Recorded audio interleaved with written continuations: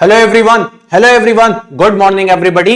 सो भाई एनसीएल की exam date तो आउट हो चुकी है। एज एक्सपेक्टेड था कि पेपर अप्रैल लास्ट या फिर मई में हो जाएगा, इससे ज्यादा तो डिले करेंगे नहीं एनसीएल वाले। और फाइनली जो एक मिनिमम टाइम था कि भाई अप्रैल में एंडिंग तक हम लोग पेपर ले लेंगे, तो इन लोगों ने अप्रैल की डेट भी दे दी।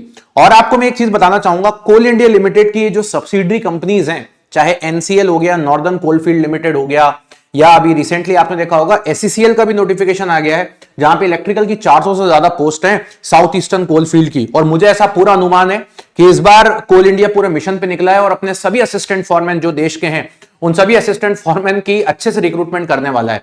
और काफी लंबे सालों बाद इतना रिक्रूटमेंट देखने को मिल रहा है। अभी आप देखोगे इलेक्ट्रिकल में एनसीएल में इतनी पोस्ट थी, एससीसीएल में 400 के ऊपर है।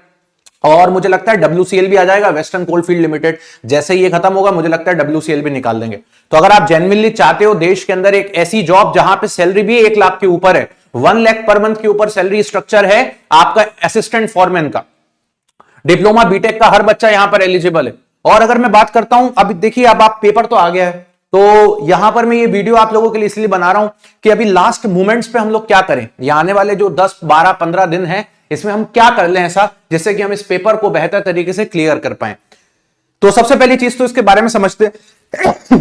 मुझे लगता है कि जितने भी बच्चे तैयारी कर रहे हैं, जितने भी बच्चों ने अभी तक अच्छे से तैयारी को साउंड किया है, या मुझसे यूट्यूब पर जुड़े हुए हैं, या पेड बैच के अंदर है, या कोई ऐसा बच्चा जो अभी तक शायद जुड़ा नहीं हो, वीडियो ही देख रहा हो, तो मैं उसको यही बोलना चाहूंगा कि यहां पर पर्टिकुलरली नॉन-टेक मुझे लगता है कि आप लोग आराम से अपना संभाल लोगे, बिकॉज नॉन-टेक में ऐसा कुछ उतना है नहीं जो आप लोगों को दिक्कत क्रिएट करे।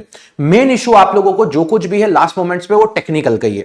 अगर मैं टेक्निकल की बात करता हूं तो लास्ट मोमेंट पे आपको किन चीजों का ध्यान रखना चाहिए उसके बारे में मैं बताऊंगा। इस वीडियो को एंड तक देखिएगा, और मैं आपके लिए क्या करने वाला हूं अब वो भी मैं आप लोगों को डिस्कशन में लेकर के आता हूं। तो देखिए, सबसे पहले अगर हम इलेक्ट्रिकल की बात कर लेते हैं, तो इलेक्ट्रिकल के लिए मैं आप लोगों के सभी स्टूडेंट्स के लिए क्या क्या करने वाला हूं, जरा यहां पर आप लोग समझिएगा ताकि आप लोगों को क्लैरिटी मिले। अगर मैं इलेक्ट्रिकल की बात करता हूं तो जिन स्टूडेंट्स जितने भी यहां पर हैं, कौन कौन से ऐसे बच्चे हैं जिनको कहां दिक्कतें आने वाली हैं और आपको किस पार्ट पे सबसे ज्यादा फोकस करना चाहिए। देखिए, अगर आप लास्ट टाइम का एनसीएल का पेपर उठा के देखोगे तो हाईली थ्योरेटिकल पेपर है। ऐसा नहीं है कि कोई बहुत ज्यादा न्यूमेरिकल पूछ लिए गए हैं या बहुत ज्यादा कोई पेपर टफ है। और आप देखोगे कट ऑफ भी इतना हाई क्यों गया है, क्योंकि पेपर ऑब्जेक्टिव है और वन लाइनर सारे के सारे क्वेश्चंस हैं। अब देखिए, यहां पर आपको जो तैयारी का मोटिव है, मैंने पहले भी बताया था कि आपको किन किन चीजों का ध्यान रखना चाहिए, और समय समय पर आकर के मैं आप लोगों को गाइड भी करता रहता हूं। सबसे पहले आता है प्रिंसिपल ऑफ इलेक्ट्रिसिटी। मुझे लगता है कि ये एक ऐसा हिस्सा होगा जहां से क्वेश्चंस भी आएंगे और ऐसा कोई बच्चा नहीं होगा जिससे ये सवाल बनेंगे नहीं। सिमिलरली इलेक्ट्रोमैग्नेटिज्म, ये दो ऐसे चैप्टर हैं जहां से मैं एक्सपेक्ट कर रहा हूं 10-12 क्वेश्चन, और सभी बच्चों से बन जाएंगे, क्योंकि पिछले बार भी बहुत आसान थे, इस बार भी इजी आएंगे, क्योंकि यहां से जब वन लाइनर क्वेश्चन बनते हैं ना, तो वो बाय डिफॉल्ट इजी हो जाते हैं।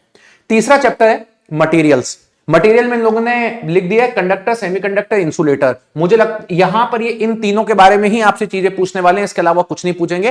पिछली बार 2 सवाल आए हुए थे, इस बार भी मुझे एक्सपेक्टेड है यहां से इस पर्टिकुलर टॉपिक से 2 से 4 सवाल आपको देखने को मिल सकते हैं। इसके बाद हम बात करते हैं different type of wire, cable. यहां पर सर्किट ब्रेकर से सवाल पूछा जाता है, केबल से सवाल पूछा जाता है। इलेक्ट्रिसिटी के जनरेशन आप लोग कर लोगे, पावर सिस्टम का पोर्शन है, पूरा का पूरा पावर सिस्टम है, AC generator, DC generator, electrical machine का है। अब आती है बात वो एक चैप्टर जिसमें बच्चों को दिक्कतें आएगी, क्योंकि ये चैप्टर हर जगह नहीं पूछा जाता है, ये सिर्फ एनसीएल में पूछा जाता है, जो है पूरा डिटेल में बैटरीज। तो गाइज मैं आपको बताना चाहूंगा, पेड बैच के अंदर भी मैंने बच्चों को बोल के रखा था कि ये जो एक्स्ट्रा टॉपिक है जो सिर्फ एनसीएल के लिए है, इनको मैं उस मंथ में कवर अप करवाऊंगा जिस मंथ के अंदर पेपर होने वाला है, यानी कि अप्रैल मंथ। और आने वाली 1-2 दिन के अंदर अंदर पेड बैच के अंदर भी बैटरीज के लेक्चर आपको मेरे डिटेल में देखने को मिल जाएंगे। और YouTube पर भी मैं आप लोगों को बैटरीज को रिवाइज कराने वाला हूं आने वाले दिनों के अंदर, तो ये मैं आपको YouTube पर भी कराऊंगा, आपको परेशान होने की जरूरत नहीं है। इसके बाद एसी डीसी मोटर मशीन का पोर्शन है, आप कर ही लोगे। एसी सर्किट्स नेटवर्क का पोर्शन है, ठीक है। अच्छा, जिन बात को मैं बोल रहा हूं आप कर लोगे, वो भी मैं आपको करवाऊंगा, कैसे वो बताऊंगा। ट्रांसफॉर्मेशन, ये ट्रांसफॉर्मर का ही एक हिस्सा है। कंट्रोलिंग एंड रेगुलेटिंग गियर, अब ये एक ऐसा टॉपिक है जो बच्चों को लग रहा हो ये कहां से करें। तो देखिए, पहली बात तो इस टॉपिक से पिछली बार क्वेश्चन आपको देखने को नहीं मिले, इस बार चांसेस है मिल सकते हैं। ये एक्चुअली आईटीआई के ट्रेड थ्योरी का टॉपिक है, इसको कैसे डील करना है ये यूट्यूब पर मैं करवा दूंगा, ये आप मेरे भरोसे छोड़ दीजिए, कोई दिक्कत नहीं है। फिर आता है ट्रांसमिशन एंड डिस्ट्रीब्यूशन, जो कि ओवरहेड लाइन और अंडरग्राउंड केबल का पार्ट है। ये पावर सिस्टम का हिस्सा है। अगर आपने पहले से तैयारी रखी हुई है या आपने मुझसे पेड बैच में भी पढ़ा है, तो मैंने ऑलरेडी ये पार्ट कंप्लीट करवा दिया है वहां पर बेहतर तरीके से। और इल्यूमिनेशन की अगर मैं बात करता हूं, ये पार्ट भी मैंने कंप्लीट करवा दिया है। जनरेशन की मैं बात करता हूं तो ये सारे टॉपिक्स ऑलरेडी मैंने पेड बैच के अंदर भी कंप्लीट करवा दिए हैं। प्रोटेक्शन ऑलरेडी चल रहा है, ये ऑल थिंग्स आर कंप्लीटेड।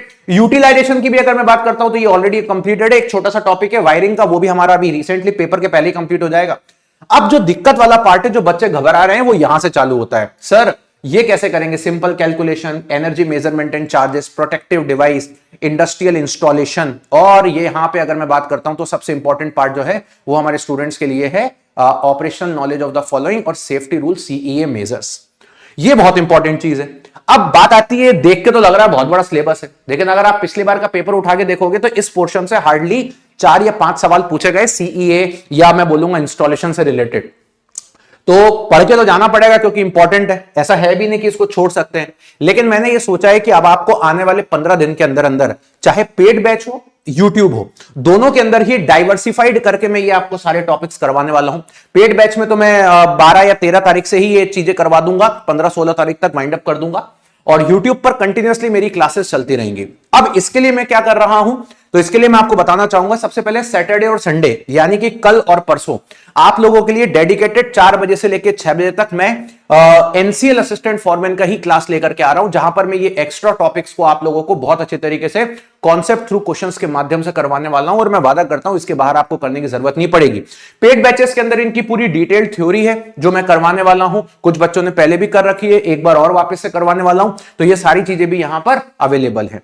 देखिए, अगर आप एनसीएल असिस्टेंट फॉरमैन का पेपर देने वाले हैं तो सबसे पहले एक चीज का ध्यान रखना, हमारी जो टेस्ट सीरीज है, जो टेक्स्ट बुक की टेस्ट सीरीज है, वो पूरी की पूरी आप कंप्लीट करके जाएं, क्योंकि वहां से आपको एक एज मिल जाएगी कि किस तरीके के सवाल आ रहे हैं। दूसरा बेटा, ये जो बाकी की चीजें, ये तो हो गया एक्स्ट्रा वाला पोर्शन।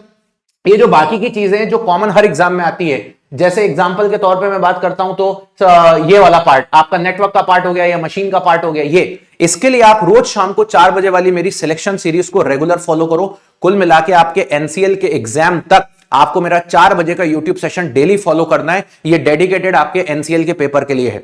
और अगर आपने एनसीएल का पेपर अच्छे से दे दिया तो आप यकीन मानिए एसईसीएल आपके लिए ऑलरेडी बैठा हुआ है 400 पोस्ट के साथ। किसी कारणवश अगर मान लो आपका एनसीएल का पेपर 2-4 नंबर से रुक गया ना, तो मैं आपको जेन्युइनली बोल रहा हूं आप एसईसीएल निकाल दोगे, क्योंकि 2 ही महीने बाद एसईसीएल का पेपर भी हो जाएगा, मतलब वही असिस्टेंट फॉरमैन का फिर से हो जाएगा।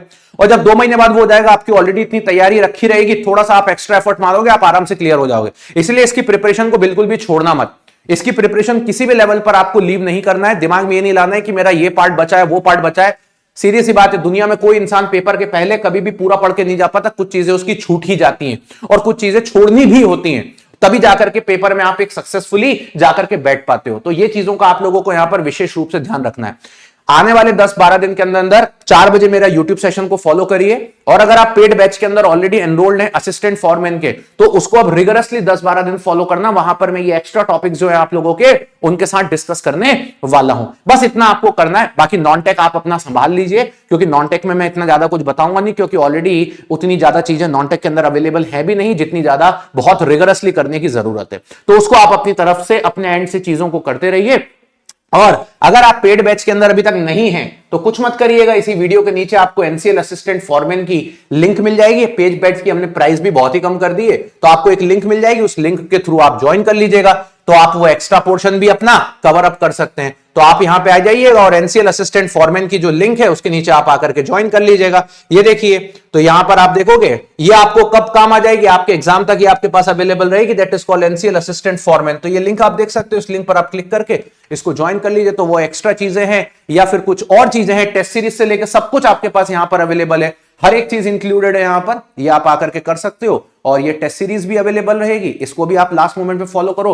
प्राइस ऑलरेडी बहुत कम कर दी गई है, आप देख सकते हो यहाँ पे मात्र 900 रुपए यहां पर इसकी प्राइस ऑलरेडी कम कर दिया गया। तो ऑलरेडी ये प्राइस कम हो गई है, ये भी कम हो जाएगी अगर आप यहाँ पे टेक्स्ट बुक का एक यूनिवर्सल कूपन कोड लगा दोगे, और दैट इज कॉल्ड मोहित के।